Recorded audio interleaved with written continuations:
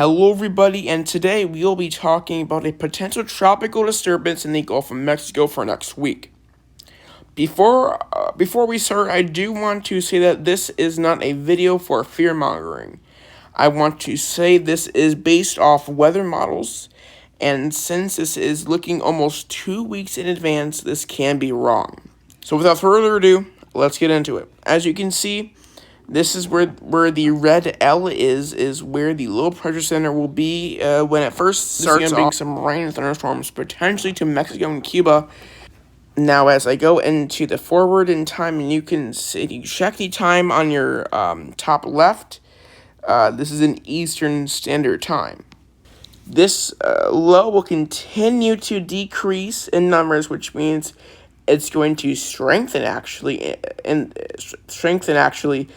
The short term, once it gets near the middle of the Gulf, we'll have some showers and potentially some thunderstorms in Louisiana, southern Mississippi, and maybe even Mobile, Alabama. Once we go further, it looks like the center will be hitting Texas, maybe near the border of Texas and Louisiana. You can see that right there. Maybe in Texas, Louisiana. This definitely shows that Louisiana is going to get some showers, maybe even some risks of severe weather, so will Texas. But mainly the flooding risk in Louisiana and Texas will be a big one for this. It looks like it will continue to strengthen on weather models.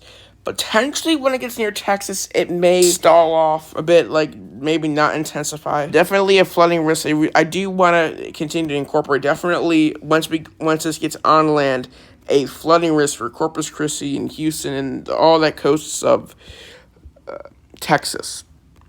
Once we go in the future, it does look like it will continue to decrease, and it will shoot northeast. It looks like it may be even go near the DFW area towards Oklahoma, bringing heavy rain, definitely that flooding risk. Also, there will be a lot of winds, like 40 to 50 mile an hour winds. This does show landfall as a tropical depression, but I do think that this will become a tropical storm at least, because this does have like enough ocean atmospheric elements for it to strengthen. Eventually, it will go north, and when it reaches near the Red River, Oklahoma, it will diminish, bring some rain and maybe a few claps of thunder in Oklahoma, Arkansas, and maybe even Kansas for the next few days after that. Further on, it does look like Florida may get into some tropical action, but that is too far out for us to look at.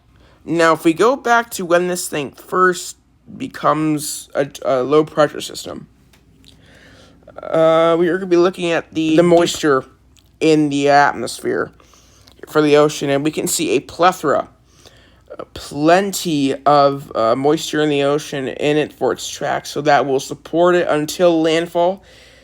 It can be said about the temperature in the ocean. Let's look at the temperature in the ocean. And there are a lot of warm temperatures, up to 90, 80 degrees. Next thing we're going to look at is what could help us avoid this, and which is if you look at the shear values. Wind shear. Whenever there is wind shear for these kind of tropical things, it basically makes it stall out or kill it, or like de-intensify it. So it does delay through its track. There will not really be enough shear. There will be some shear here and there for its track that may stall it out, but it does mean it will intensify. But as we go on, especially when it gets near that Texas area, there will be some shear around it, and some shear in Texas that once again may help it stall off just a bit. But it does look like it may have just a bit more of a clear path. So this is it for this video. If these models do follow through with this system, I'll make another video about it, and this will be rather risk for it. I do have to change my YouTube channel name because it does say Cleveland, Ohio weather. And this is going to be a United States channel, and maybe even Australia one too. So please like and subscribe for more.